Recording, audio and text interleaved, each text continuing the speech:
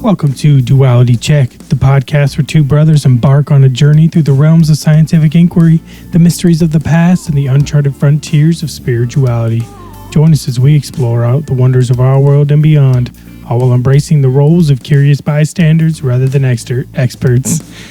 Together we'll unravel the tapestry of existence, blending the dichotomies of knowledge and wonder.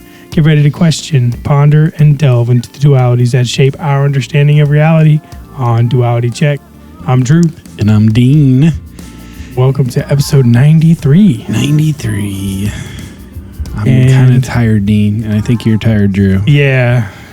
I think we're kind of just going to maybe hang out a bit and watch some clips of things and talk a bit about some whatever is interesting us at the moment. Yeah, we're recording on a weekday, just like a Tuesday. A couple days after our last recording. Saturday, so... Yeah, I'm going out of town this weekend, so we had to pre-record an episode. Works out good because we got a lot going on this weekend too. So it just makes it, cool. So we don't have exactly a lot planned for today, but we have some clips and we have some topics. I'm sure I got some stuff we got to talk about for sure. All right, cool. I didn't bring any clips or anything. Yeah, I put a handful in the folder. So cool. Well, you want to start with those, or actually, we got a bunch of YouTube comments. Yeah, let's go through these. So I want to shout out Marzimus. Dude, thanks for all the comments. It's awesome. Love you. Let me just update and heart all your. Yeah, appreciate all that love and comments on the YouTube videos. Appreciate that. Yeah, I don't know when's the last one of these we called out, but 2 months ago he said one that said asteroid bandages, clap. And that was episode 85, comets and alien mummies. Yeah. A couple weeks ago, right? Yeah, and then a month ago on episode 87, that was the Charlie Kirk one. Oh, yeah. Said, this podcast has come a long way in a short time. Cheers to the people behind the scenes making it happen. Thanks, Mars. Appreciate that, dude. We are the people behind the scenes. Yeah. And then he's behind the scenes too, because he helped us with the move recently. Like, he was instrumental in the move recently. That's very true. So he's big part of this new studio that we're gonna have. Yep, coming up very shortly. Yeah, and then he commented on episode 88. He's like, first, yeah, I like that you are in a race of one, but I appreciate the enthusiasm. So far. Right. And then 6 days ago on episode 91, which was God is Bureaucrat. That was 2 episodes ago? Yeah. He says, is astrometry the new anemone tongue twister? Even autocorrect doesn't like it. Yeah, astrometry is a weird word. Yeah. I think the metry... It's the measurements of the movement of asteroids and like astronomy or like any planetary body or any kind of... Yeah, I think the math of it and like the... I think it's like the subdiscipline within astronomy of measuring distances, locations, speeds. Yeah, things the actual like movement and of the universe, basically. Measuring the things, yeah. Yeah, it's not a broad term to... that's where niche like metry comes from, like metric and like...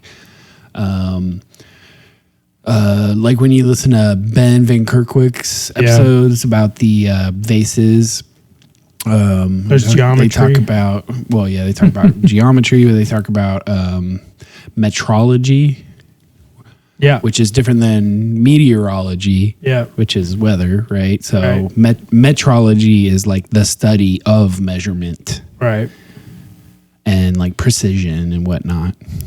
Yeah.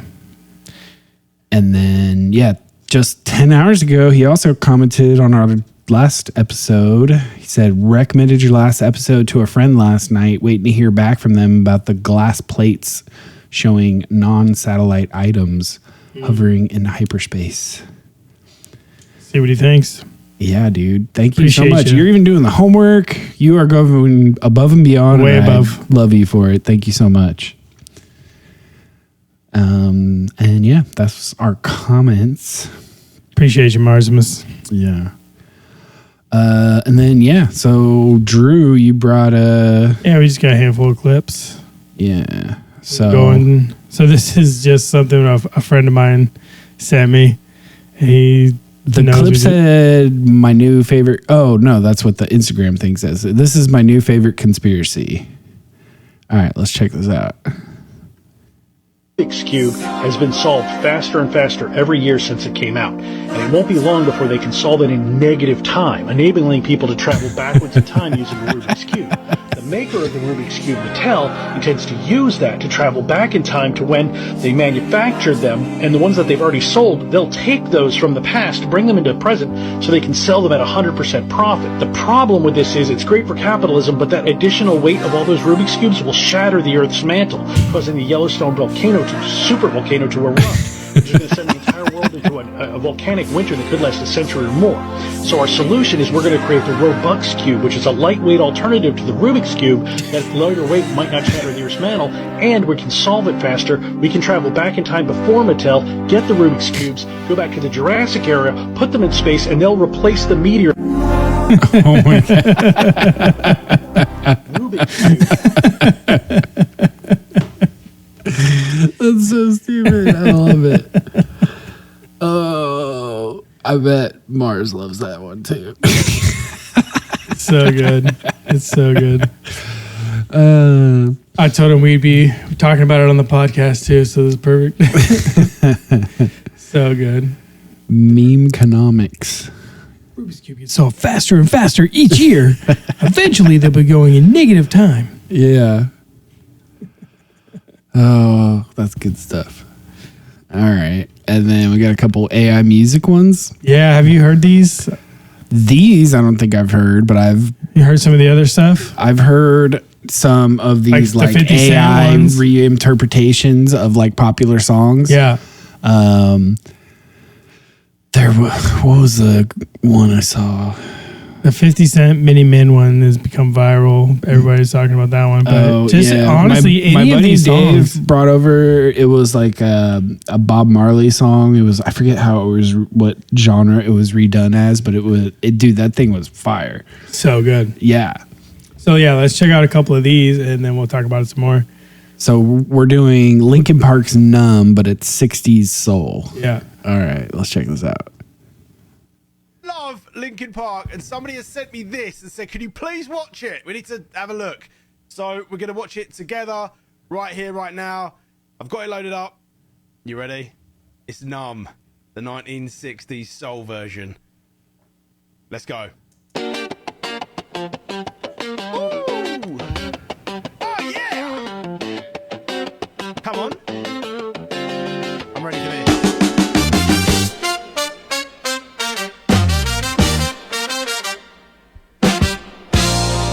The horns. I know, man. Probably why I love it so much. Right. Is this the Crawling in My Skin song? No. No. Which one's no? I'll recognize it in a sec. I'm tired of being what you want me. Oh. Yeah. Feeling so faithless, lost under the surface. It's like perfect fit. I don't know what you're expecting of me. Man. That's insane. The pressure of walking in your shoes. Caught in the undertow, just Caught in the undertow. Oh my God. that I take is another It sounds like it just was meant to be like this. caught in the undertow. Dude, that's so good. Insane.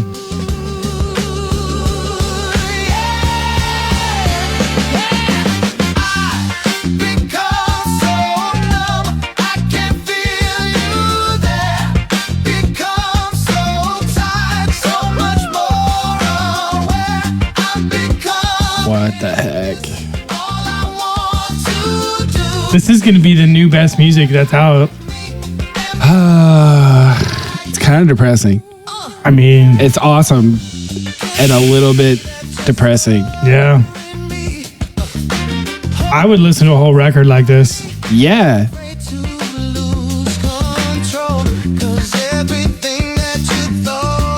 Oh my God. I don't think you have to worry about copyright at least because it's AI generated. Probably not, yeah. No, I'm pretty sure the patent song office ruled on this. Oh, is that right? Yeah. They did some like AI initial rulings for generative AI. And it's not.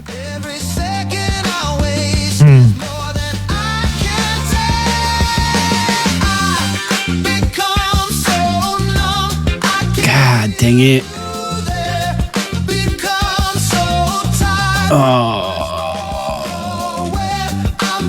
This is so good, man. Dude. Like, this is I the didn't type listen of to these whole stuff. things either because I wanted to show you.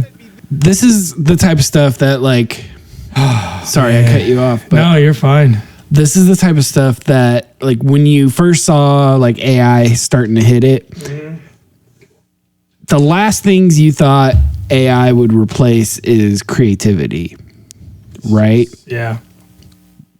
But like the image generation, the video generation, the music generation, like even like for writing and poetry and lyrics and what the heck, dude. And what it can seems to create, be having sound the like. most trouble replacing is like blue collar work. Yeah. So it's just because robotics makes it so much more complicated, right? Yep. But oh my God, dude.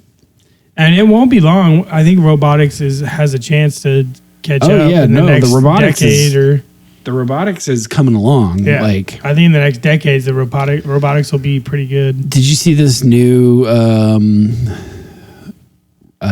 like AI robot that's just released a consumer model? Yeah. Neo. Did you see It's that? not really I watched Yeah. I watched the reviews on it and stuff and it's not really It's in like a pre-alpha basically where yeah. by buying one of those things and adding it to your house, you're basically agreeing that the people at the company can pilot the thing. Yeah. You're basically hiring somebody to work at the company to pilot the thing in your home to do the things you don't want it to do. Yeah. But because it's robotics and it's like less labor for a person to do that. Well, because Even not really. But in order to actually have highly functional AI robotics, it needs to learn a lot of nuanced things. And the only way it can learn a lot of nuanced things is if it has training data. And so they need to have humans do a bunch of this stuff, piloting for the robot so that it can then turn that into training data to learn from. Yep. But and they're going for like upwards of $100,000 to get one now and have it in your house so that somebody could pilot it. yeah, train which on I it. would not be comfortable having a robot that like the company could just like remote into and control and pilot, and Yeah, no, thank you. not to mention all the sensors and cameras that are built into it and whatnot. Yeah, no, thank you. That's taking privacy violation, which we're already so far down on within this tech era, like to a new low. This would just take it to a whole new level, having them inside the home at like you're signing the fact that they are allowed to do that. Yeah. And probably we're already doing by having our phones and using our phones. We're already signing away in some sort of we are. Absolutely. disclaimer. Like that's what those stupid long terms and conditions for every freaking thing you add to your phone that no one ever reads. Like you're signing your life and your data away. But yeah, the patent office, I thought it was actually kind of reasonable, as much as like I'm against patent and copyright anyway, but as far as like what their guidelines were, they were pretty reasonable, which is basically that if you use like a full generation where like your involvement is essentially no more than like typing in a prompt, then that's not copyrightable. Right. Because there was no real human creativity that went into it. Right.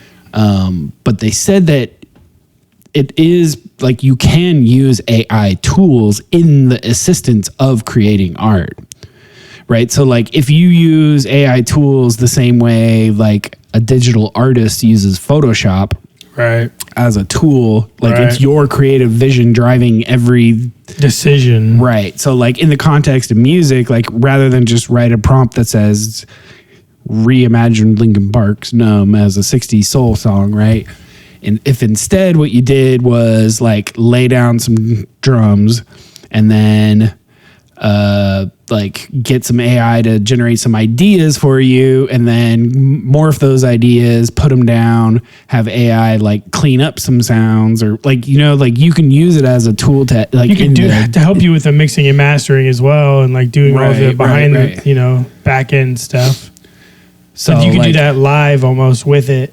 So it's like mixing and mastering as well as like helping you guide the song as you see it. Or like for me, like the way I would envision using it, which I'm like pretty far out of the game as far as like making beats, but I want to start messing with it again, like in this AI age, because one of the things that would happen, like when I would go, because like my style is like, I like to like dig for records. I got a giant shelf full of records, and I like to find a record with a cool spot that I can chop up and reconfigure into my own creation, right? Mm-hmm. One of the big struggles with doing that type of sampling is that it's really hard to find, like a lot of times you find a sample that you really want to use, but it's got vocals that you don't want on top. It's got drums that you can't get rid of. Yeah. Maybe it's a bass line that you don't like. Yeah. And there's like little tricks you can do to clean it up a little bit, but like certain times like a sample is so good, but it's just got stuff you can't use. And so one of the things you can do with AI is like strip out tracks or like put in a song and then have it like separate it into its different tracks. Yep. Which would be super useful for sampling, because then I can find a sample I want to use, break it all apart, break it all up into tracks, and drop out the drums that I don't want that are interfering with my ability to sample that. Yeah. Photoshop just announced and released the next generation, the AI Photoshop, like AI integrated Photoshop. And what it's able to do with videos is like, say you're like taking a video on the side of a street, talking about whatever it is, and there's like a loud noise in the background that you want to chop out. It can actually pull those, separate all the audio files within that, and then do the same thing, but it's all within the video. Right. So you can, I think that's one of like the coolest uses of AI is like using it to clean things up. Yeah.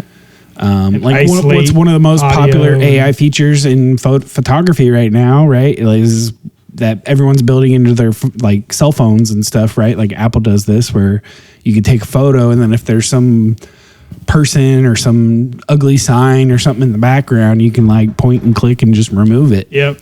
Yeah. Like that type of stuff is pretty cool and useful, like genuinely useful. Man, it's pretty cool. Let's listen to the next one now. Yeah, I want to check. So this is Oasis Wonderwall, but 60s blues / soul. All right. Let's see what we got. Time classic Oasis Wonderwall. This is a 60s Motown blues and soul version. This is going to go one or two ways. I think it's going to be good, but let's find out together. Let me know in the comments what you think and what should be next. Let's have a go.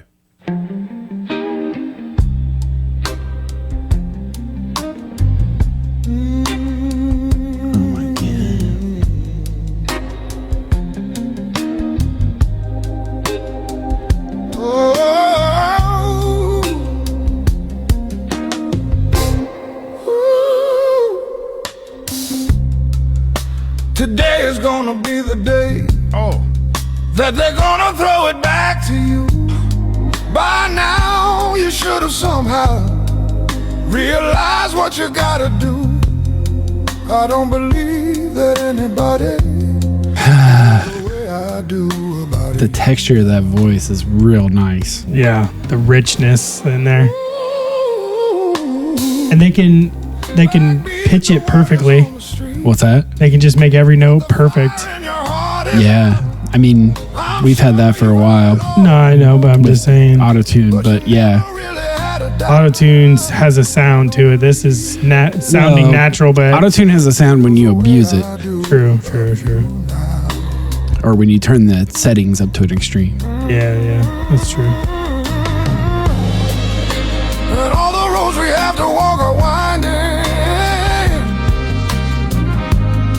and all the lights that lead us there are blinding. Yeah, what a lot of people don't know is Auto-tune's been in the industry like way before the T-Pain and Cher, like before it was used as an effect. It was the secret of the industry. Yeah. Why it always sounded so different recorded. You're gonna be the one that saves me. Oh my god. So good.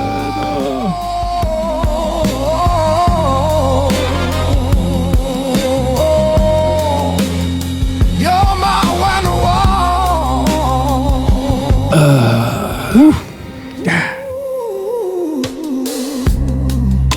Today was gonna be the day. These are my new favorite versions of a lot of these songs. To you. By now you should have somehow realized what you're not to do. I don't believe that anybody feels the way I do about you now.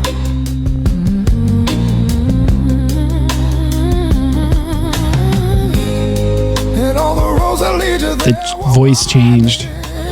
Yeah. When it went higher. Well, like it didn't sound like it was coming from that guy. Yeah. But that's one of the things too that it Yeah. can do, and it doesn't have there's True. less boundaries between what it can do. And the way I heard it described recently was there's no, like when you're recording a live singer, there's like a natural need for like breaths Right. in their Right. but you don't necessarily need that with an AI, and they can hold notes for longer, which you could obviously record and do. You know, Yeah, you can edit breaths out. You can punch in so that you Right. punch over breaths but to to make have it the seem lives- like there's no breaths. There's ways to handle that, but yeah, like you could hold almost unrealistically long notes. Yeah. But also even just the way in which you like a live singer would have to sing to sound this good live, you know?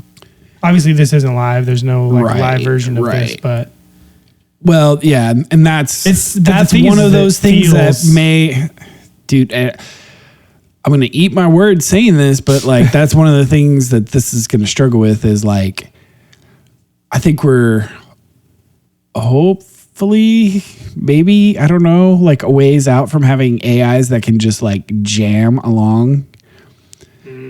Maybe it already exists. I don't know. I've never searched, but like imagine like you're a musician, you live in a small town and no one around you like plays and you want to practice to like get good for a band, right? And imagine you can like essentially create 3 or 4 AI band members that can like live jam with you.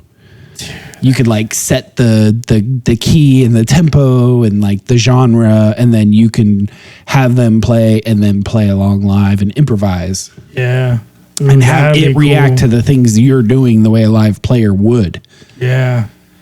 You know who needs to get their hands on some and work with some of this stuff more is Jacob Collier. Imagine what he can create if he was able to get his hands on something like that. Yeah, I mean, see, the thing is, and I think it's this way for a lot of the AI like genres that it's being applied to, is that like whether it's images or video generation, is that it's a lot easier to create the AI tool, to program the AI tool where you just type a prompt and it spits out a thing. Right. Which is cool if you're not into that creative genre, right? Like if you're not a photographer or an image editor or a digital artist or whatever, being able to put in a prompt and have the AI spit out an image is super useful, kind of like we do for a lot of our thumbnails. Yep. But the technical like requirements of intelligently using AI like as in the workflow of a professional app is a lot more difficult, right? Like this would be so much more useful if it was built into like I use Reason. Like if it was built into Reason to where like I record something and then I could tell it like, hey, this track now, go and like clean this up, or hey, I missed a note here, go fix that. Like if you can use it for those little minute fixes and creative details.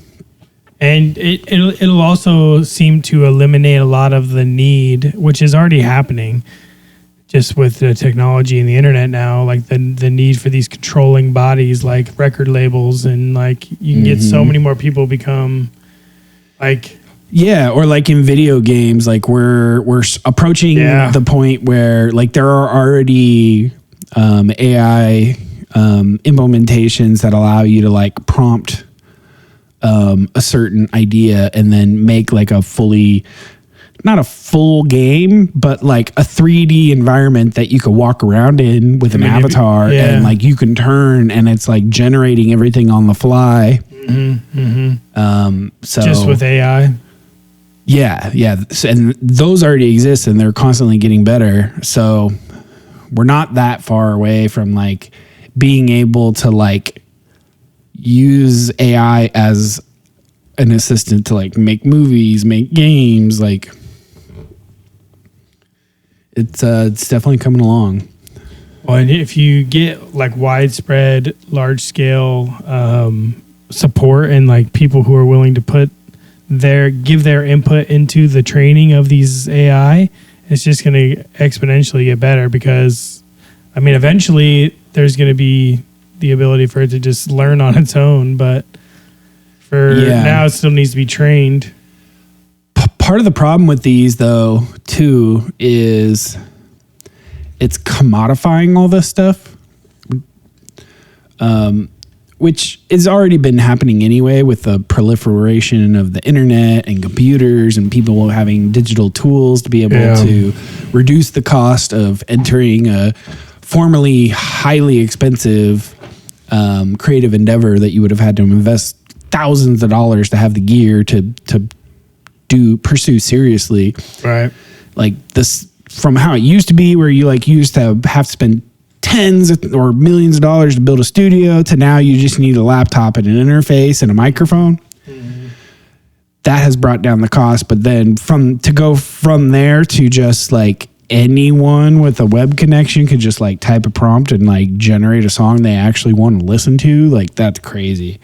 And then to have the resources to like make money off it if you can. Like that's but if it's that easy to create whatever you want, then how can you really make money off it? True.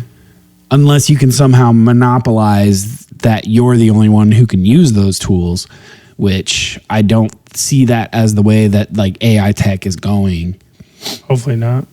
It doesn't seem to be anyway. Like a lot of these things are open source projects that are released onto the internet, and all you really need is a powerful enough computer and a powerful enough GPU, and you can run it offline on your own machine, much less subscribe for $10 a month to a website who has all the resources for you to use it on their hardware. Yeah, I'm kind of worried that like AI is going to remain open source for a while, but until it gets to a point, and then it'll be taken over by some other entity like the government or something, where they say it's too dangerous for anybody to use it. We can use it, but nobody else can use it. And then they control it. Yeah, I mean, it's already so decentralized right now. What's not decentralized is the like massive like server farms that you need to train these AIs. But like if you want to train an AI that actually competes with like ChatGPT, you need billions of dollars and incredible server farms and whatnot, right? But if you want to train your own local language model that's a spin-off of an already public open source one that like learns your writings or whatever topic you want it to do, like you can train your like You have your own personal little AI. Yeah, they call it fine tuning. Like you can fine tune AIs with consumer hardware to get them to do what they want, what you want. But yeah, like the big AI players, they are not open sourcing most of their stuff. Anyway, it's a really interesting field. Yeah. There's a lot of talks right now about AI being in a bubble, with the amount of money that's going in investing in it versus the amount of companies that are actually generating income with it. Is a crazy huge mismatch, which is similar to what happened in the 2000s with the .com bubble. I mean, I've heard the point made that it's like there was a .com bubble, but the fact that there was a .com bubble and it burst didn't mean that we weren't headed towards the internet age. We were. It was just people were so excited about it at the onset when the technology wasn't mature and when like the population wasn't as online as they would have you believe back then, right? Right. So in a similar way, there's like, it's pretty obvious that AI is the future of, like, there's the crazy future with AI, and everyone wants to be the person who controls it and has the market share, influential positions in it. Yeah. But it's also really early days, and it's honestly not that useful, and it's not pulling in that much money. And how many people actually get their money's worth out of a ChatGPT subscription or whatever? Yeah, no kidding. But yeah, I mean, when it gets to a point where you do have it's open source enough and is helpful enough where it can do some of the mundane tasks of your life, right? And like for you specifically, like it knows when your car appointment is, it knows when you're like, and it's not part of some other field. It's just localized onto your computer or your smartphone, and you have your own little local home network that it connects to or something, Yeah.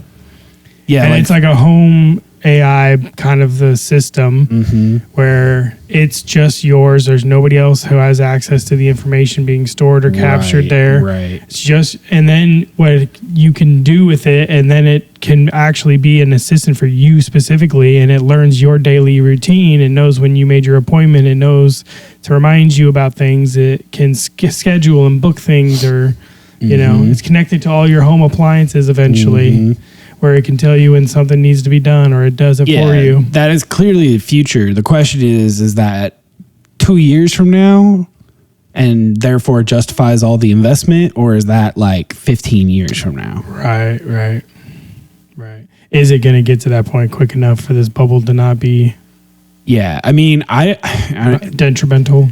It seems like the amount of money being invested, it's almost inevitable that the bubble's got to burst at some point, but that kind of goes away if someone actually figures out like general intelligence. Yeah. But then there's a lot of people who think that the current technology path, like the transformer model of large language models, is not sufficient to get us there, and that we need some other implementations that we need to expand what we're doing. Because basically what AI is doing right now is it's mapping one aspect of how the brain works. It's mapping the like synapses and the multi-connections and the weighted connections between neurons. Like that's what the math is meant to mimic.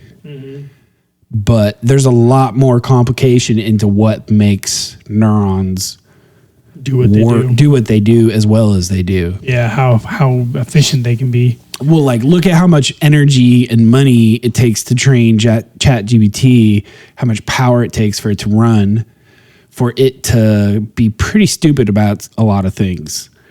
And then look at this like squishy little organ that it runs on like almost no power and what it can do. Yeah. I mean, some of those squishy organs are really stupid, but some of them are Einstein's. You know? Exactly. And with the capabilities of answering and pondering the world's most, fringe questions. Right. Which are... It's an interesting future ahead of us. Yeah, it's going to be crazy in the next decade, and what AI is going to... what kind of implementation it'll have, or what kind of effect it'll have on society. Mm-hmm. And just broader. Yeah, I mean, if we end up in a future where there's like one company's AI who like the entire world has to make use of if you want to have any sort of relevancy in life, that's like the worst possible future. That's where the dystopian comes from, is the if we end up in a society where everyone has access to these things, there are also possible dystopian futures that way. At least it'll be a different version of it. Like that's that's the future where you have to worry about people like creating bioweapons in their basement. True. But true. Yeah. Anyway, why don't we take our first break? Sounds good. All right, we'll come back. We got a handful more clips probably, and then we'll keep it going. All right. Reborn. Yeah. Shout out to my little bro, Brian. You growing up, it's all love. I said what? Have we become two? We used to be congruent, but now we look confused and convoluted in our views. We used to love, but now all we do is argue and kick and fuss. Speaking of us, I've been waiting for this moment. Focus, keep it open, focus on my motives closing in. Floating on a dream like an ocean breeze. When I'm flowing over a beach, you can hear me growing. Free, stay cool in the middle of the heat, in the middle of Middle East. I've been a beast since Little League. 16, I was literally mean, I mean lyrically fiend. Cream with a crap, ain't no stopping us. A breath of fresh air in the thick of the metropolis. They say the apocalypse is here, but I don't follow it, cause this is just the beginning. Yeah, now try to swallow it. The Walking Dead, watch The Walking Dead and they follow it. Blind in their consciousness is kinda sick. Yeah, cannabis burning in the sun. My life always started on the one when the drum hits. I let the sun kiss my face as I embrace life. Used to have stage fright, chop beats on the late night and work early. Bird gets the worming, kinda make an earning. Merging through traffic, trying not to panic. Panning left and right through these mannequins just so I can make rent. Trying to find my way in. I'm here to make a statement. This life's limitless. Savage my innocence, trying to make sense of it. Chase dividends. Pardon me, this is the part of me. This is the art in me. Part of my honesty. It's all heart and artery. It's all love. Yeah. It's all love. What? It's all love. Yeah, it's all love. Love. I'm not trying to preach it. Funny how we always lose the ones that try to teach it. Yeah, now that's the secret. It's all love.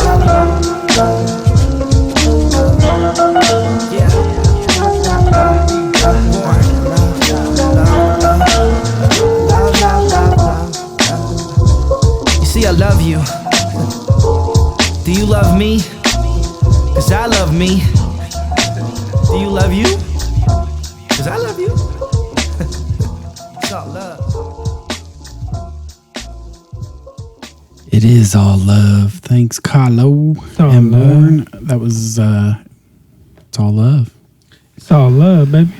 So here's the other thing. I was just like, as we were listening to that, I was like, both of those AI music pieces were really great, but they did rely on an existing set of lyrics, an existing like song. Yeah.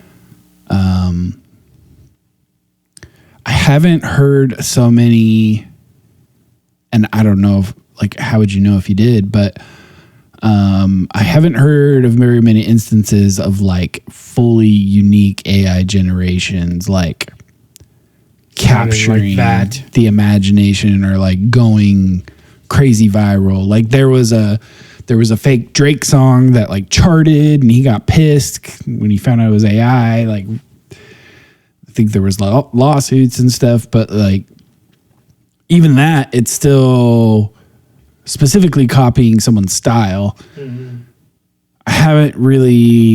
I'm not aware anyway of like very many unique AI creations that have gone crazy successful, but maybe they exist and I'm not aware of them. I mean, that Drake one sounds like pretty crazy. Like that, if it was a unique song that charted, like it sounds like it was like unless it was like an unreleased song that maybe somebody got a hold of or something, and then like, no, I think it was an AI generated, like trained on Drake. But yeah, just listen to Drake and say, hey, do it in this style. I want it to sound like this, but right, new. Yeah, and I'm not sure like what went into the process of that. If there was like revisions of like. Maybe it still was a human behind the lyrics of that song. Yeah, maybe somebody created a song and then just had it made in the style of Drake. Right. With his tempo and his like flair and all that kind of stuff, you know? Because that's one of the things like AI does seem to be a little bit weak at is it's funny because it all started with the LLMs, but and the LLMs can do amazing things, but there's a feel. There's like to creating. There's the term like AI slop that's been going around, right? And it makes me want to start working a little differently on our thumbnails and stuff because, like, I wonder, like, how many of our thumbnails that are just fully AI generated do people just skip over just because like it's clear that it's AI generated, and so therefore the assumption is like the whole video is like an AI generated piece of slop? Because there's a lot of that on YouTube these days. That's right now true too. That's true. Where you click on it and you listen, and then you're like, "This is not a real person." Right. Well, I hope they get to our intro. Information isn't interesting, and you know, like yeah.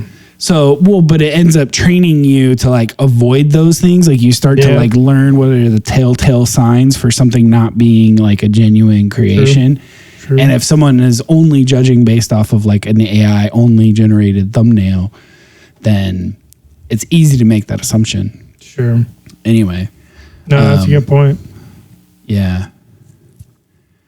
It's a weird AI world, and we're definitely like in a post-truth situation. There's been multiple like news companies who've reported on videos as if they were news when they were actually AI generated and fake. The ones I've seen recently that are obviously fake. I mean, most of these like clips that you see that are like AI generated are hilarious because of how fake they are and like how bad they are. Right. Like that's a good use. Like the AI Bigfoot videos and stuff, or like the videos where they turn like Joe Rogan and Theo Vaughn into babies. Like freaking great. Perfect use. It's hilarious. Yeah. It's like using AI to enhance meme culture. Right. You know the one I seen recently that made me laugh so hard, and I watched a handful of their videos, is this somebody's making fun of chiropractors, and those videos you've seen of chiropractors that are just like making adjustments on people, and like it looks brutal and like unnecessary. Oh, and then they like make it so they're like snapping people's limbs. Yeah, they're like duplex, like suplexing them through a table, and then they get them like, oh wow, I feel great. And there's like one of like him like making a back adjustment on a granny, and he just like picks her up and throws her into a wall. And they're just like, oh yeah, thanks doc. You know, it's so funny, so good. That's the kind of stuff that I like, you know, pay my internet bill for. Yeah, for sure. And it's so funny because it takes zero effort for these videos. You see tons of them, and they come out constantly because it takes very little effort to make these kind of clips. It does take real creativity. Sure. And like, of course. You still have to be the funny human driving the AI to be funny. No, absolutely. Like you have to come up with these funny ideas, and now you have AI that can help you realize them, but quickly. But the AI is not going to come up with that funny idea. Not yet. Yeah, it's not doing that. But it's such a tool is really the right. And it can be just that. Like we can just get better and better of it. Versions of it being a good if tool. All we get is just funnier and funnier like memes and stuff because of AI, like it's a success in my book because it's so funny, some of the stuff people come up with. It's when it becomes so realistic, the uncanny radar on people is gone, and they don't see the. Yeah, I mean, you know, we're already in a world where you can't really you can't trust. You already shouldn't have just trusted videos that you see online as real. Right. But now, not only should you not, but you really can't. Like, it's a bad idea to just be like, just because I saw the video, it's true. Yeah, well, you're getting the kind of natural consequences from it because you send, like, potentially, I haven't done this or I haven't seen anybody in my group of friends at least doing it, but like you send a video that's like AI generated or AI created and somebody posts it into a group chat or something as if it's real. Mm-hmm. And they're like, dude, did you guys see this? Freaking, you know? Yeah. And then everybody's like, bro, that's AI. Yeah. Like, that's not real. What do you mean? And they're like, no, dude, I swear this is what's happening, bro.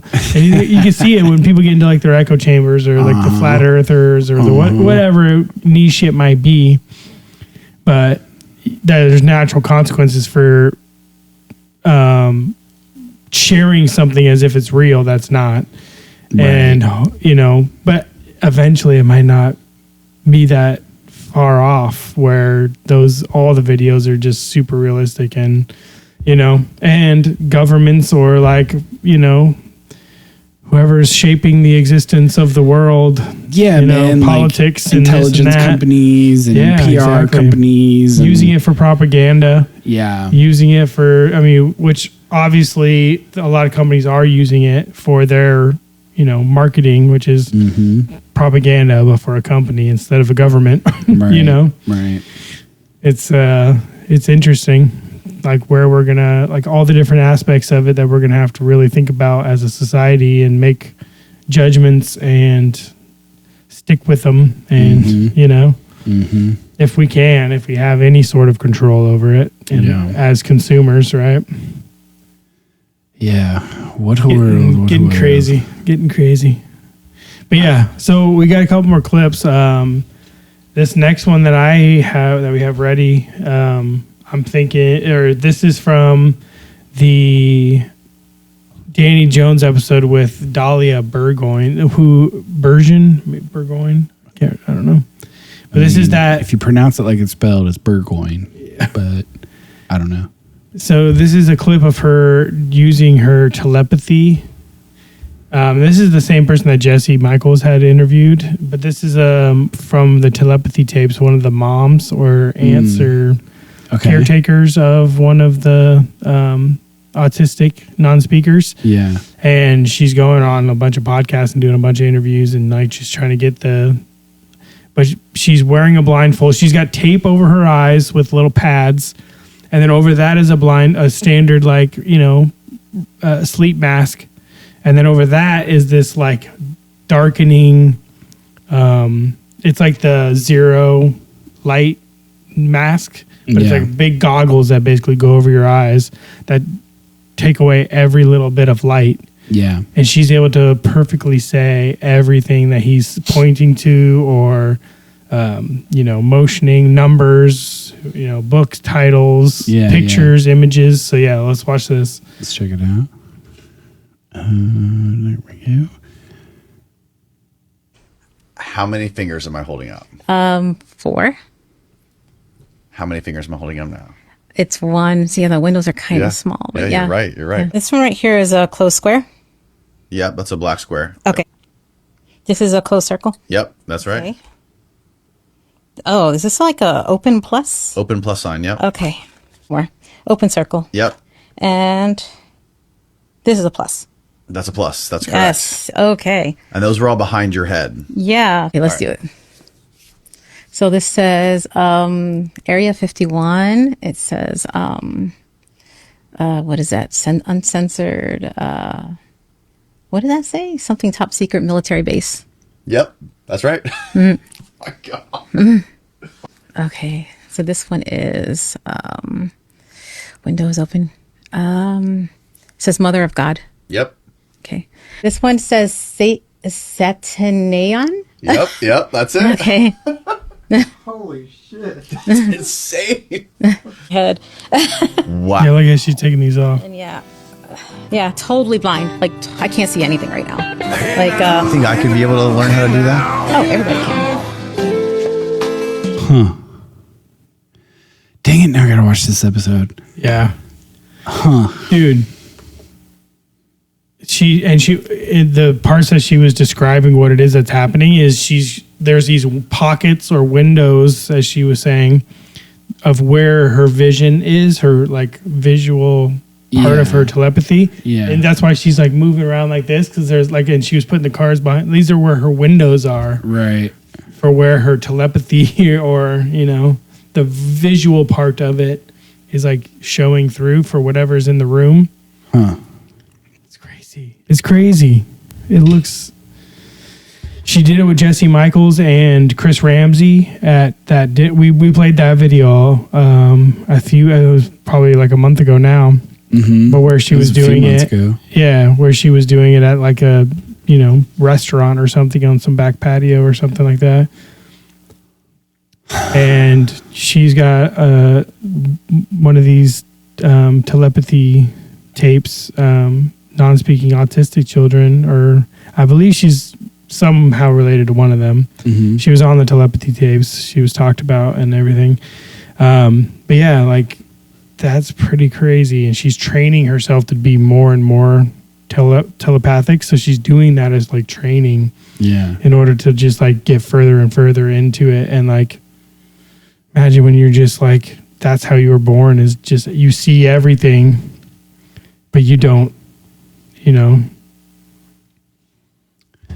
Yeah, it really makes me wonder like how developed those senses can become. Yeah, well, maybe there's like a point where they become vestigial. Yeah, well, but it's clear that the way the brain works is similar to how most of biology works, which is if you don't use it, you lose it. Yeah. Right. And the brain's not going to, your body's not going to keep spending energy on keeping things at full health that are not being used. Right. Like if you break your leg and you get a cast and you just sit, you just stop using that leg for 2 weeks. Like you're going to have a really hard time walking. You're going to have serious atrophy. Mm-hmm. If you're not using it, your body is going to start eating away at all of the tissues that are surrounding it. Right. Right. Yep. Yeah. That's why your leg looks smaller. Your calf muscles and everything will start to like shrink. Mm-hmm. It's just eating everything up because you're not exercising it. You're not building resources, right? Like your body only has a certain energy budget, and it's not going to spend those precious resources on things that it sees as not vital, non-essential. Yeah, I mean that's how survival works, right? Like you can't just be wasting a bunch of energy. It's like. You could give like a money metaphor. Like if you just blow all your money, like think of money as energy, right? Like and you get your paycheck and you just blow all your money on a bunch of like things that are nice to have, but then you don't put any of it on the things you actually need for survival. Like you're going to be in a bad place really quick. Yep. Right. Like, and so your body doesn't give you that option. Like it's only the stuff you're actually using, the stuff you actually need. Mm-hmm. That it continues to grow and develop. And so, yeah, if you're raised from childhood being told that your dreams aren't real and that the things you see are just in your imagination and that weird experiences that happen to you aren't actually real or they're just coincidence, they can be explained away, then you're not going to invest the mental power towards searching them out more, learning about them, all that kind of stuff. Yeah. Yeah. Yeah. It's a great point. So yeah, use it or lose it. So she said anybody can do it. The real difficult thing is like imagine like we have a species of people who've been like growing up with 2 casts on their legs. And now all of a sudden we realize that we've got these casts on our legs, or at least some of us do. And so they're cutting the casts off or trying to figure out how to. and then they got these like knobby little legs that can't lift them, and they want to learn how to walk, and they want to learn how to run. Yep. Like, how do we do that when like no one around you can teach you how to walk because no one knows how to? You know? Yeah. It's a good point. Like the Wall-E world from like Yep. from Pixar, right? Yep. Where everybody just gets fat and their legs shorten and their arms shorten and they are basically useless in the physical world. Mm-hmm. But they're all plugged in, and and then you can imagine a long period of time, but still not forever, like where it takes a little while, but it's not impossible for the human species to get back to a place where it can survive on land again, on like land, and not live be in off these the hover land chairs and stuff, right? Yeah, from that analogy, yeah.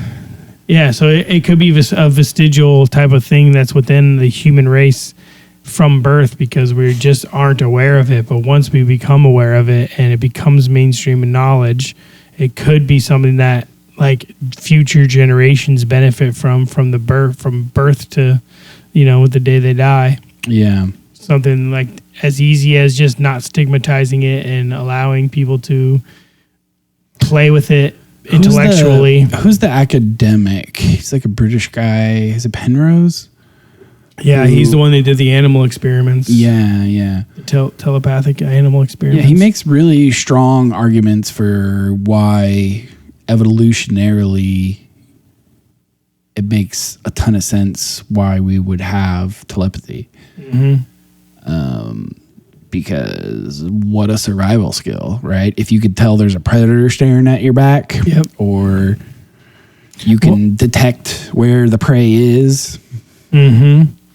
Well, and some people, like, you can maybe think of like that sense that we have, that sixth sense that we just don't give any credit to, like where you're like, I can feel somebody watching me right now. Mm-hmm. But if you were more tapped into it and you were allowed to just explore that, what it is that you're experiencing in that moment, there may be some sort of like, that might be telepathy right there and then and there, like something staring at you. Their intentions are being placed upon you without any other input from your other senses to otherwise detect it, and you're just ignoring it. But you know, some people are better at using their gut and their intuition to their advantage, but some people just let it slide. They're like, yeah, that's weird. I don't know what that was. Right. And they just move on. Right. And if you like notice it but don't believe actively, it, engage with don't then try to figure out why it happened, when it happened, what are the circumstances under which it happened, so that you can try and duplicate it, practice it, then you're not. It's just it just becomes a little, a weird moment. The deja vu's and the it becomes a magic all these trick, all these little just moments we all have had. A fun story. Yeah. Yep. And the synchronicities of life, just the manifesting that happens for a lot of people a lot of the time. Yeah. It's just the fact that it's got this connotation attached to it. Yeah. Jimmy tells me about this, that since he's like gotten over his alcoholism, and then since he's been like working on improving himself and being like as healthy as possible and as fit as possible and like making good decisions in his life and like putting the important things first and engaging with psychedelics and meditation and reading, and like he's getting more and more and more and more of these like synchronicities happening in his life. Like the one I shared on the podcast a while back, the Yes G one. Yeah. I saw the Yes G sign. Yeah. Which was actually yes and then a little tiny on and then G. Yeah. If you're close to it, but from the distance he was at, all you could see was Yes G. Yeah. And it's right after he like made this decision to like put in effort to like go dancing with his wife on a regular basis, which was something she's always wanted, right? And then they leave and he sees yes G, right? And like those types of like synchronicities that seem to be something, someone, or even just yourself, who knows how it all works, but giving you feedback as to like what track you're on. Well, yeah, and it also just allows you to, like, I mean, I think it is like pareidolia is a real thing. Mm-hmm. And I do think that pareidolia is another form of this telepathy. Like, I feel like it's another form of this, like, seeing symbols and seeing connections where otherwise connections are not to be made, right? Yeah, well, if you start like reading into about like magic and esoterica and whatnot, like the imagination is a very important part of this whole like ability to like manifest things into the reality. Yep. Like you have to be able to imagine it first before it has any chance of becoming quote affecting unquote on real. you. Right? Yeah. Well, and it brings me back to like the mystery schools and the initiation rituals that we talked about in the Secret History of the World, where you have these initiates going through using psychedelics, using sleep deprivation, using all these different tools to bring about their imagination and to activate it in such a way that the experience is more real than what it is that they're physically experiencing. Right. Well, and that's when you get into like weird philosophical conversation about like what does it even mean to be real? Like what is real? Mm-hmm. Like how like it is something you imagine in your head less real than the red light you stop at on your way to work? Right. I mean, only if you like imagine the thing and let it go and then never believe or remember that you ever imagined it, because how could you ever prove it existed? You won't even remember it, right? Yep. But if you use like disciplined imagination and you imagine something and then work to build out the detail and then work to bring it into reality, then its reality started with your imagination. Yeah. And that is real. That's absolutely. In some ways that's more real because you're not going to remember that whether or not you got a green light or a red light on that one trip to work that one time either. Yep. So what's more real? Well, yeah, what has more impact on your life as an individual? Your imagination, which is the thing in which brings about physical material world. Like the imagination of humans is what created everything around us. Right. Literally everything around us is the imagination of a human at some point in history, and the amalgamation of all the things that somebody has imagined. Mm-hmm. Otherwise we'd be in caves banging sticks. Right. You know, if the imagination wasn't the most real thing in the universe, or at least in this physical incarnation of the universe, right? Every single human creation, piece of technology, artistic work, every word, every sentence, every song, everything started as imagination. As a thought. Yeah. Yeah.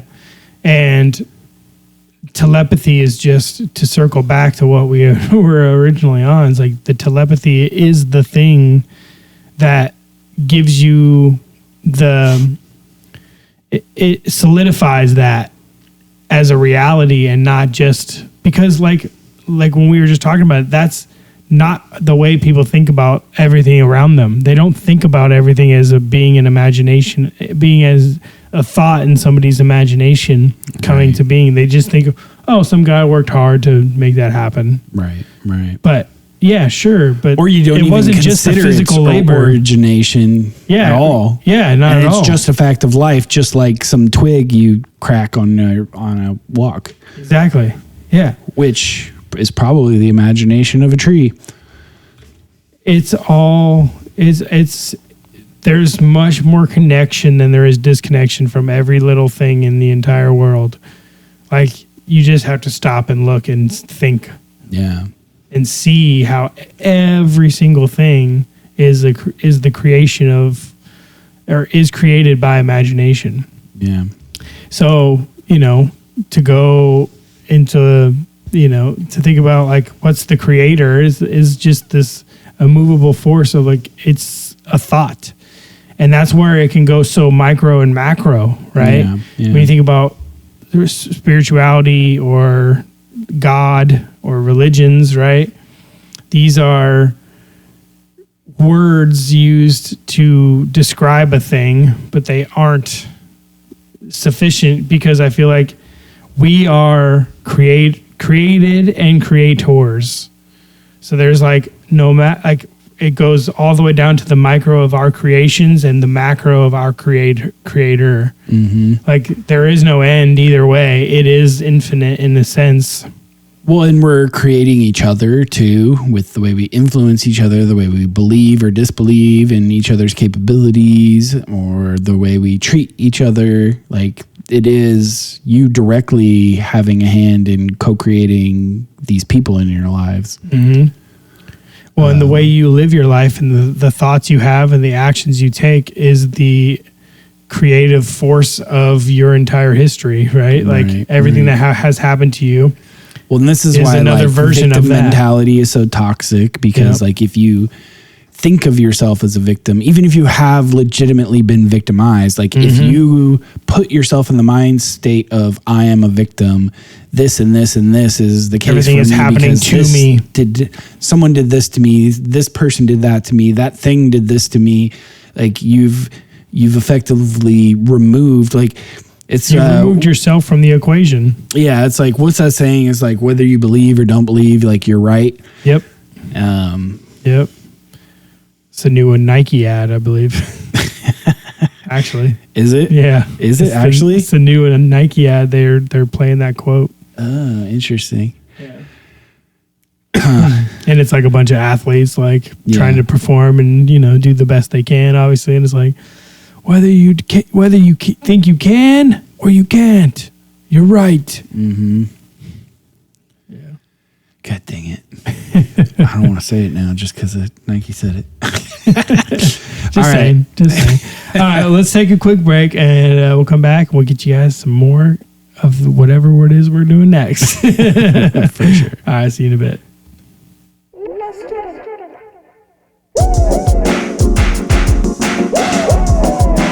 Feel good, feel good.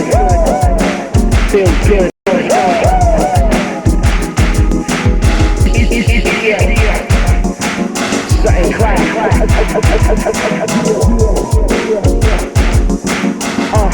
And the mic feels good. Yeah.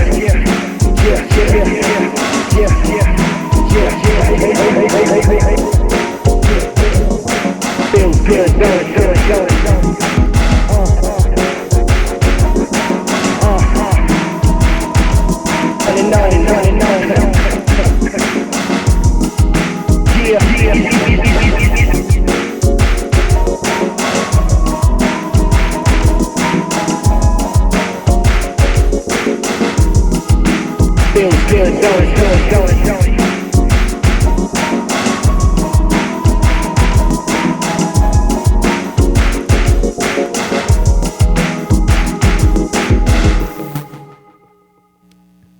Welcome back.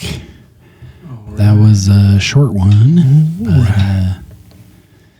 yeah, that was the intro from our Soul Food album. It's just a little over a minute, but it's actually one of my favorite tracks on the album. I really love how it turned out.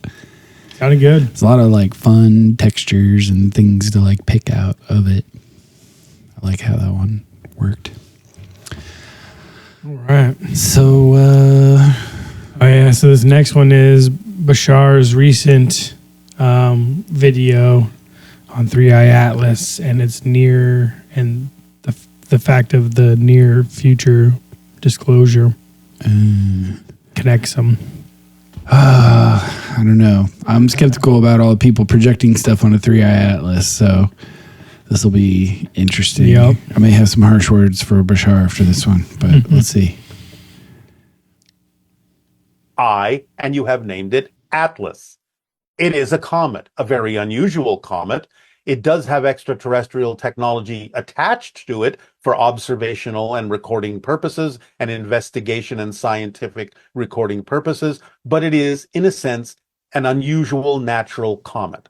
But the purpose of these ideas, of the observation of these interstellar objects coming into your system, is practice to pay attention to the idea that there will be more interstellar objects, actual extraterrestrial interstellar objects coming into your solar system in the near future, that are now in your solar system, have been coming into your solar system. So it's an opportunity to practice recognizing that interstellar objects from other star systems are entering your system, coming closer and closer and closer. So these natural objects are giving you some practice in getting used to the idea of accepting that objects from other star systems are coming into your star system as well. And this is another way of preparing for open contact, even though these objects themselves are not extraterrestrials per se. Oh, is that still going?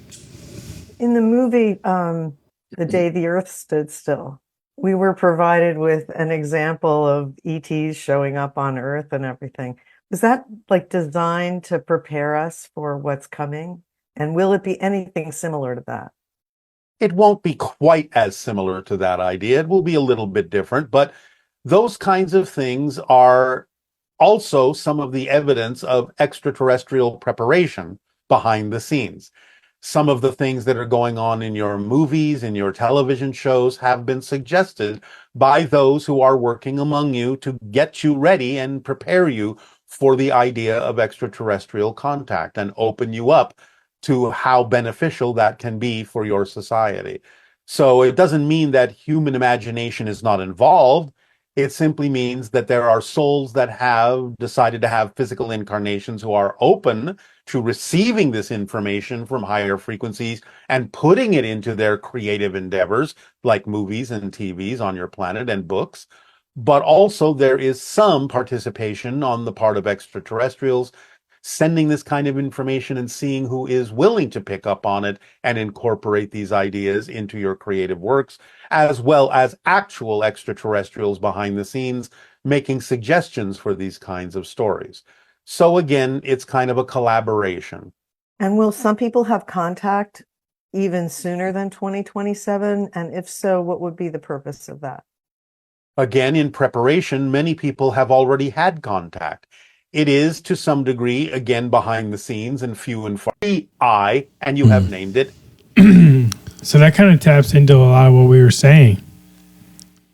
Yeah, I mean, all right, let me first start by saying the 3i Atlas stuff. Well, let me first point out that this is the lowest energy Bashar I've ever seen.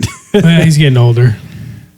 Yeah, so I don't know if that's like a channeling thing and like the openness of it, like that's like the charitable explanation. Like the skeptical explanation is like maybe this one is just Daryl like doing his best Bashar.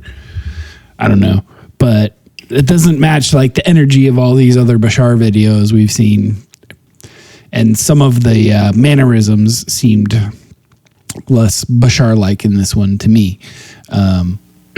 However, this is like recent. A lot of the ones we were seeing before are older.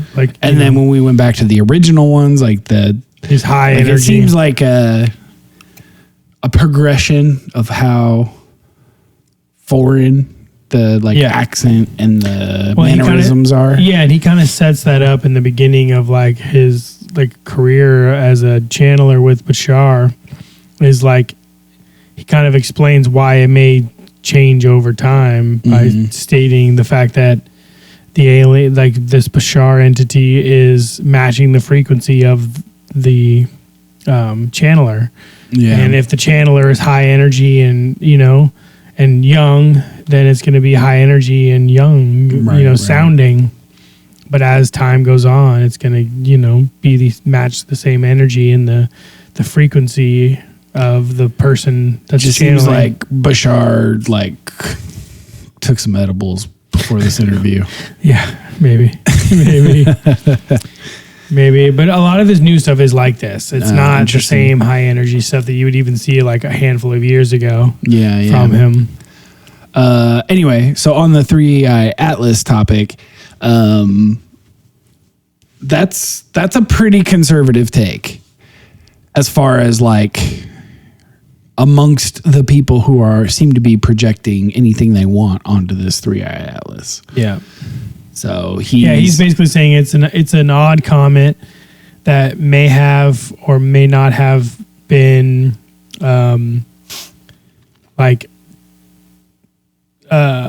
fitted with some sort of alien technology to maybe act the way it is in order to get a view of the solar system. Or you know, like let's say you have this sort of like tech where you can like redirect comets and like shoot them into a solar system that you want to observe at a particular trajectory. Right. Maybe like that's the type. Like I could see us, for instance, if all we had to do was like redirect an already traveling comet, maybe add some speed, give it the right trajectory we want, and then like throw some observation equipment on it. Yep. And then gravity and the Newton's laws will do the rest, right? Yep. We'll get it where it needs to go. Yeah.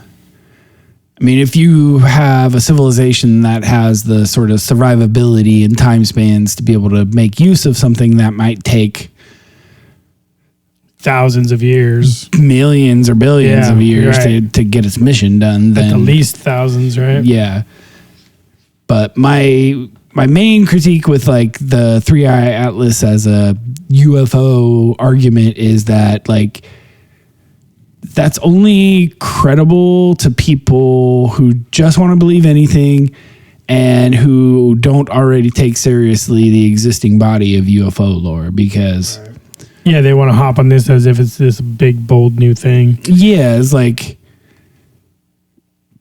this is like low tech stuff compared to the technology we're seeing flying around in our skies all the time. If that's UFO, they are not doing it right. Yeah, or they're like the most low tech alien species. Yeah, it's like us just shooting one of Elon Musk's rockets out and just saying we'll just keep the sensors on, and eventually they might start pinging things, and maybe our technology will be good enough to interpret it as it goes through the cosmos and in the future. Yeah, it's like almost like the equivalent of like Voyager, which is now outside the solar system. Yeah. Finally coming into some other solar system somewhere, and then that civilization in that solar system finding it and being like, man, whoever sent this, like, they're way low tech. Yep. At least, yeah. I mean, if that is the case, right? Like, let's caveat it with it could be, right? Like, there's nothing saying it's not. Yeah. Then it could be considered that it is the low tech version of where the place it was sent from was when they sent it. Yeah.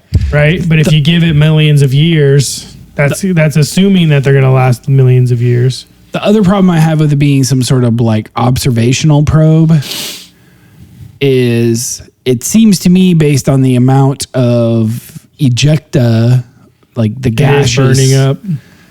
Like, so what? Like, do you have some instrument on the surface? Because this thing has to be shrinking in size based on how much is being output from it. Right. So, like, at what point are you shedding the actual instruments because of the comet itself getting smaller because of all the ejecta? Right. Unless the comet is just the delivery system.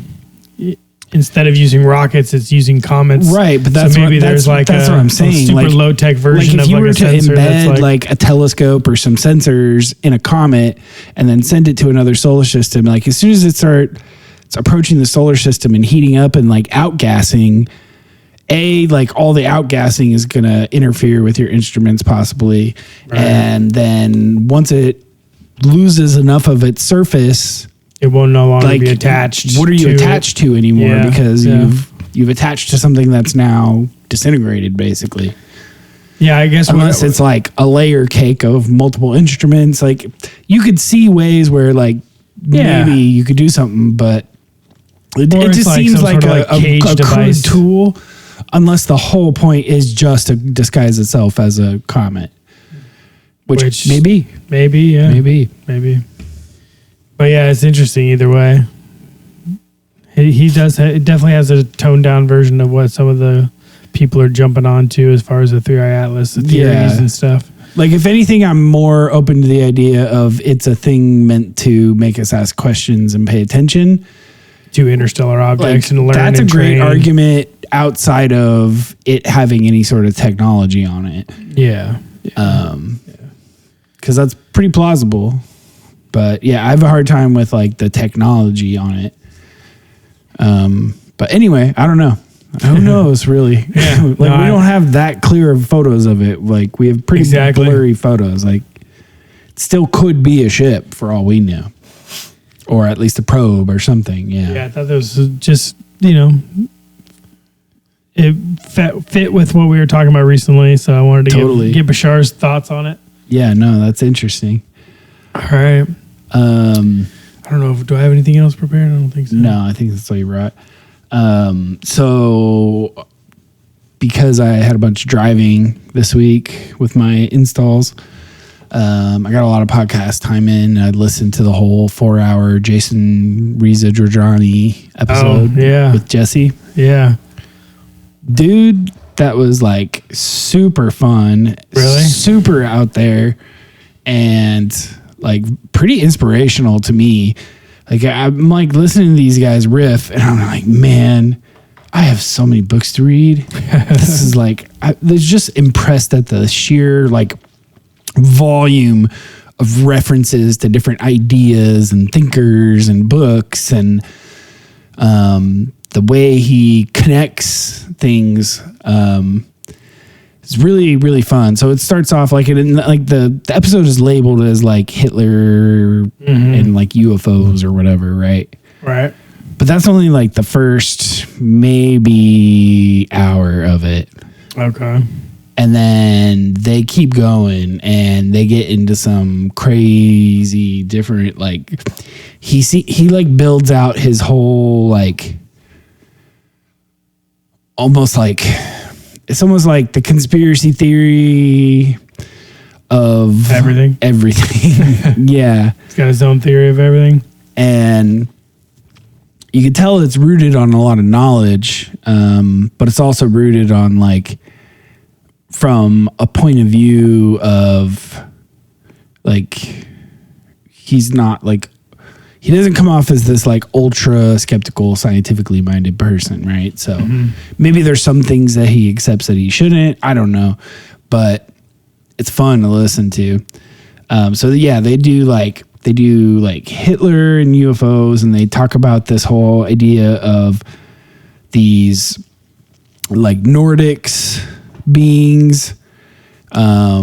They talk about like Atlantis and the idea of Atlantis being Antarctica, and connect that to like Nazi expeditions to Antarctica and Argentina. And the whole, who's the Admiral Byrd who did the flight down to, well, there was like a whole expedition they did down there, and they like came back and they had lost a bunch of materials and men, and they would just explained away as like bad weather. Right. But so they went, there was this whole like long talk about like this idea that essentially like the Nazis were attempting to connect with these like Nordic beings. Okay. And there was like talk of time travel, and like maybe what's actually happening is that like at some point he like had this really cool idea that like, what if these like Nordics are like the future of these freaking like Nazis, and like the whole like Bell project and stuff that the Nazis had was like the beginning of like their time travel tech. And like the Nordics in the future are like influencing the Nazis in the past to like bring them into their future. Oh wow! Like to self-create themselves, like the Aura was the Ouroboros that Aurora Borealis. No, the Ouroboros, the snake eating his tail. Right. That was all super interesting, but then they go into more like mythology and like comparative religion stuff. And he had this really, they had this really cool discussion about,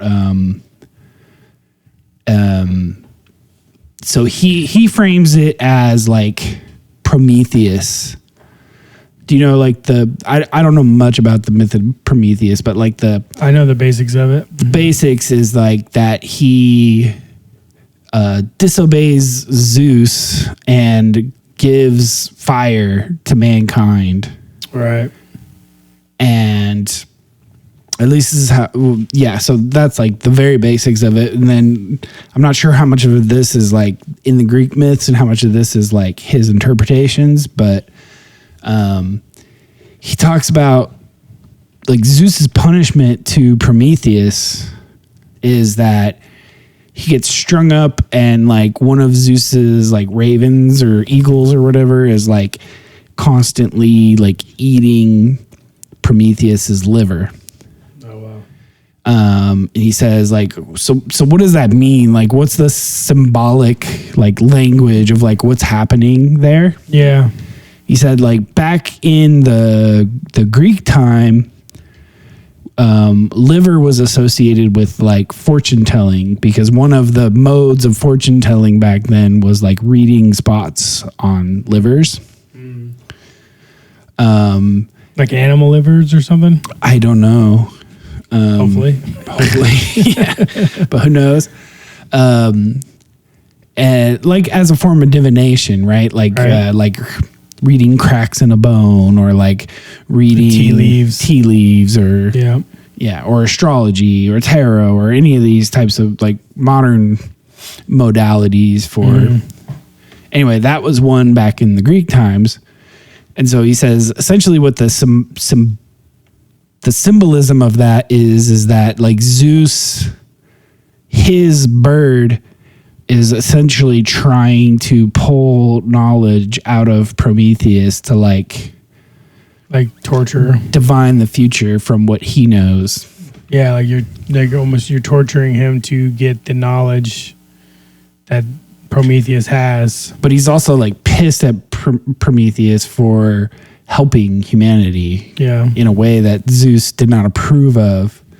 And then like what's the symbolism of giving fire, right? Is it just basic giving fire to the dumb apes? Or is it the fact that it is the catalyst that transpired the growing of the brain and the it's like of the giving knowledge, like it's giving technology, it's giving like the ability for us to create more than what we were originally meant to or had the tools for. It's like to put us on a path that will possibly in the future allow us to become gods. Right. Ourselves. Yeah. And that's not okay with Zeus. Right. Because there's a hierarchy, there's a bureaucracy. Right. And this is the connections I was making as I'm listening to this. I'm like, man, this sounds like Errol. Like this sounds like the bureaucracy of like the domain. It sounds like the bureaucracy of like OWASP.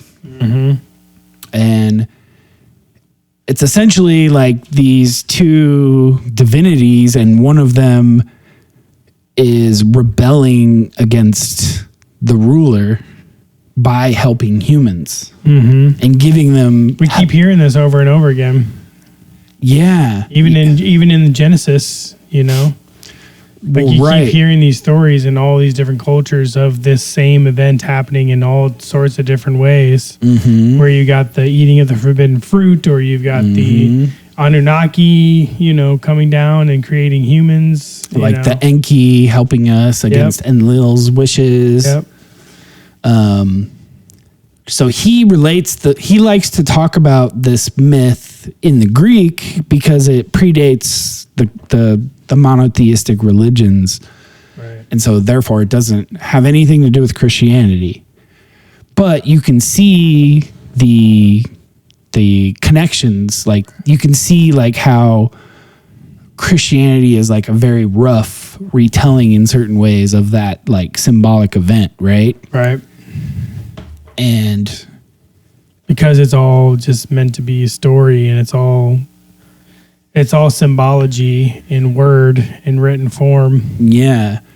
So if you were to translate this myth into Christianity, then Zeus is Yahweh and Prometheus is Lucifer. Yeah. And like, it's a good analogy too, because like Prometheus gives fire and Lucifer is the light bringer. Mm-hmm. And who gives like the apple, right? Yeah, well, who knows if this is even talking about humans on Earth, right? Or if it's talking about the creation that created humans, and it was just this. Sure. Like even like this idea that the sun being born in this region of space, which gave life, the possibility of life to all the planets around it, and maybe, and you know, even down to the secret history and the sun god bringing, you know, speaking material, you know, objects into animation within the cosmos. Yeah. And so his read on all this is that there's this like bureaucratic order, this like tyrannical rule of this god figure, which he relates as Zeus, right? And they are essentially farming us humans. And he goes into this whole idea of like the demiurge and like this reincarnation cycles and like these like experiences by people. So he talks about like Ian Stevenson's work with reincarnation. He's like, look, like throughout his whole body of work, one of the things that is very common, like the common feature in here is that like the reincarnations don't take very long. Right. Like the longest most people report being like between lives is like maybe a couple years or whatever, right? But like most of the time it's like pretty quick and you're like back to reincarnation, you're back to being reincarnated. Yeah. And so when people have these like near-death experiences and they cross the other side and they see the light and they feel like pulled towards the tunnel of light and they see their loved ones who've been passed for years or decades, he's like, that's bullshit. Because your grandpa who died 20 years ago, like he's already reincarnated. Like that's an illusion. Like that's not him that's greeting you on the other side. Yeah. Interesting. So what he's saying is that essentially he says he thinks there's like some sort of system going on where whatever is controlling us is essentially like raising this crop of us so that when we die, we can be like sucked into their light. Yeah. And the energy that we've gathered through the life or whatever emotions or whatever can be like peeled and stripped off of us to fuel whatever crazy God high-tech technology they have. And then they dump us back down to be reincarnated to generate more energy for them in a new life. Yeah, it's like the decay of the physical material of your body and spirit and everything that is attached to your creation is the fuel source for whatever it is that's creating it. Yeah. So it's a never-ending loop. Yeah. But it pokes holes in a lot of these other phenomena. And he thinks there's explanations or that there are maybe techniques or teachings or like ways that you might be able to escape that sort of like reincarnation trap, but that's what it probably is.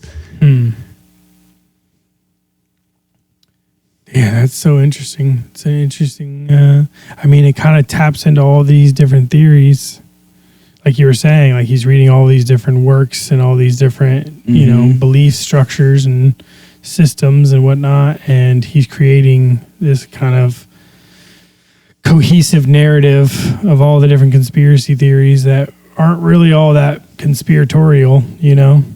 Yeah, I mean, like there's, I don't know, some people might object to the term evidence, but there's at least like supporting documentation that he's referring to. And witness, right? You know, testimony. Whether or not you consider that as evidence, quote unquote, but. Yeah, and here's, yeah, whether it's like hearsay or, you know, just somebody creating something out of nothing. Yeah. But but then he says also that this like quote unquote God, like the Zeus side of things, like the Yahweh side of things, like they're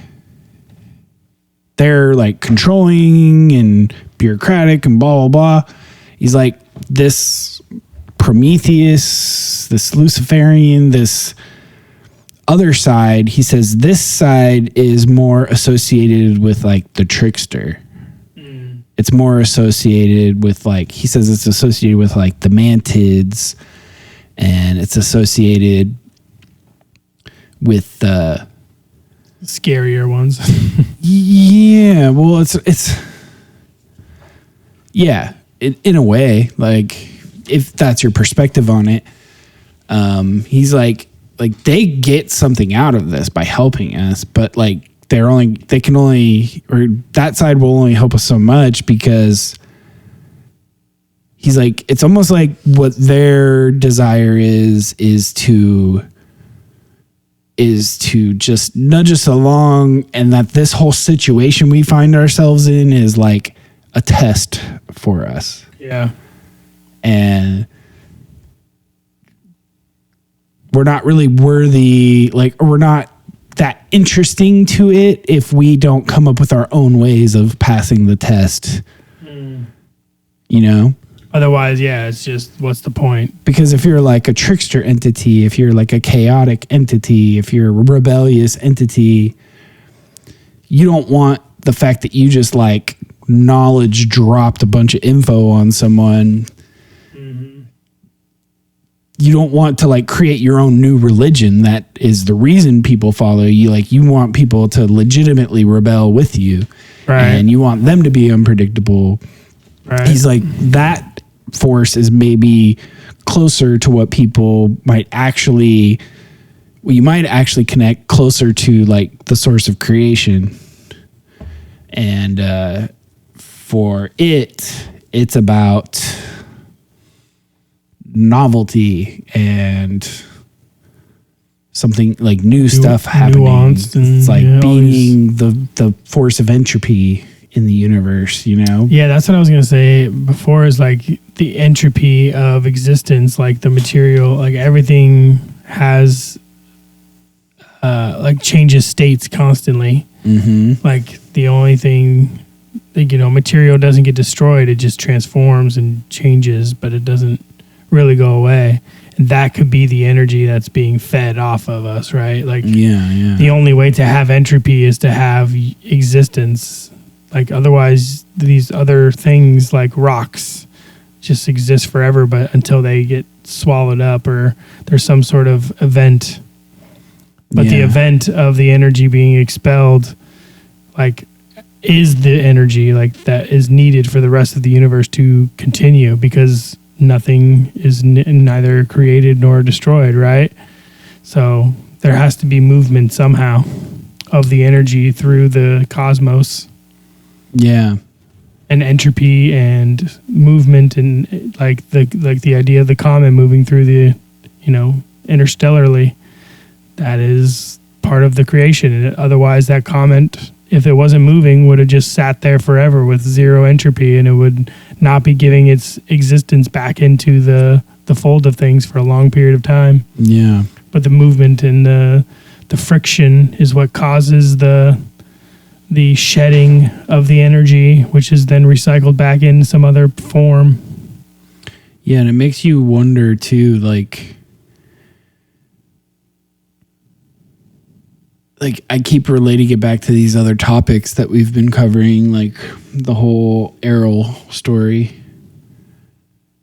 And it makes you wonder, like, is this whole domain, what was it in Errol? It was the domain that she was a part of, and then what was the other one? The old empire. The old empire. Like, it makes you wonder, like, is she, like, flipping the information around to, like, because her side almost sounds like the more, like, bureaucratic, like, the Zeus figure. Right. Is it actually the case that this quote unquote old empire is the bad guy in the situation of, like, if that's what you if I'm reading it right? Right. Like the one trying to control the information and control the narrative is the one, you know, in something that we experience in our lifetimes and, you know, in recent history is written by the victors. Yeah. Right. And or like in the Owaspy account, like, is Jehovah and his gods and lords, like, that's the, like, Zeus control structure. Yeah. And then this, like, last couple chapters we just covered where these angels are rebelling, is that the Prometheus figure? Right. It's the dual nature of things. Are we being done a service with the rebellion? Yeah, I mean even the names of the people involved in history are created, or I mean, not always, but like you go back far enough and like we don't understand the language. We are creating the names and we are giving the context to the story of what it was that it happened in that time period, right? Like we didn't even know about, you know, Troy and like all these other like ancient physical places, but we are giving them names now. I mean, obviously there were stories passed down, but like who knows if that's what they called themselves, that's what they were like, that's what they, you know, did. We were just assigning it. Yeah, well, we get that from like Homer, right? Yeah. But who knows? Homer existed in a time after, you know? Well, yeah, we don't know if Homer's names for those things are what they would have called themselves per se, but... Exactly. Like we know that we call indigenous tribes now, we have names for them, but they don't call themselves the same thing. Like in their language, and, you know, it's like a whole different thing. The Egyptians were not... They didn't call themselves the Egyptians, the ancient Egyptians. They called them, like, I think they were it was Kemet, I think, was... the name for the area at the time. So anyway, I think it's fascinating. I'm gonna have to listen to that whole episode. Dude, now. It's 4 hours, that one, right? Yeah, it's 4 hours. It's really long. It's really cool though. Yeah. Pretty fascinating stuff. Hell yeah. Well, I think we're maybe just call it there. I don't know. You got anything else to go on?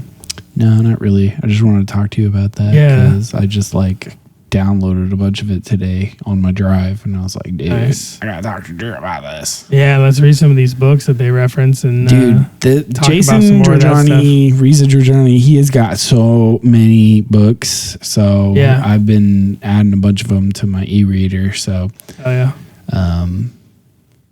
that's gonna be fun to get into. Cool material to go through. Awesome. And then I snapshotted a bunch of like book references that they brought up during the podcast too. So yeah, Jesse's usually good at popping those up on screen or having them in the description or somewhere to find them at least. Yeah. Yeah. Appreciate y'all hanging out with us this week. This is a little bit of an impromptu, and I hope you guys liked it. If you guys like the style where we just kind of like bring up a couple of small things and just chat about it for an hour and a half, you know? Yeah. Let us know, because it's a little bit less of the prepared stuff, but it's, you know, it's still us having a conversation. So if you guys enjoyed it, please leave a like, comment, subscribe on YouTube, Rumble, if you guys want to watch us and see our faces while we're talking to you in your ears. You can actually see the videos we're sharing if you're... Yeah, you can see the videos. You can see our faces, our reactions, anything like that. We're a little bit low energy. It's kind of middle of the week here. But appreciate y'all hanging out with us this week. If you guys want to go check out our website, it's dualitycheck.net. It's got everything you need there. It's got all the videos, or all the episodes, all the links to all of our socials. So if you want to see the videos, you can find it there. You can go click on our YouTube or Rumble links. We got what are the tags on the right side here? It's a fun way to search through our 93 now episodes. As you can see, UFOs have now become the top topic. Yep, Bashar was, I think, the biggest for a little while. Yeah. Bashar was a pretty big staple for a long time. DMT's getting a little smaller. We might have to hop into that. Alien's still pretty high. Yeah. Marcus Aurelius is moving up a bit. Yeah. Lou Elizondo's shrinking a bit.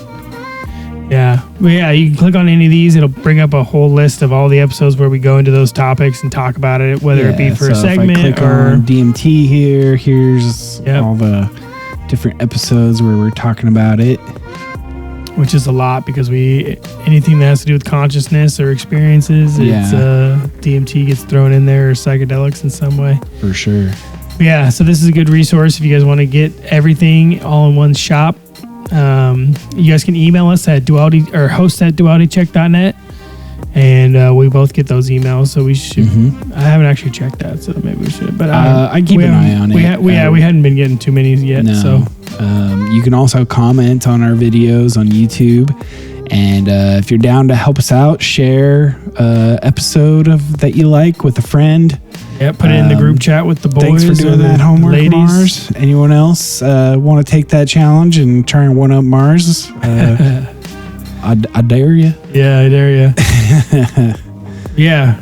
Like, comment, subscribe. Anywhere you see us, you can rate us. You can, review us, anything like that on Apple Podcasts and Spotify, stuff like that. Yeah, I think on Spotify, you can leave reviews and ratings for individual episodes if that's how you're listening. Yeah, if you want to just get on one episode, that's fine too. Yep. Appreciate that.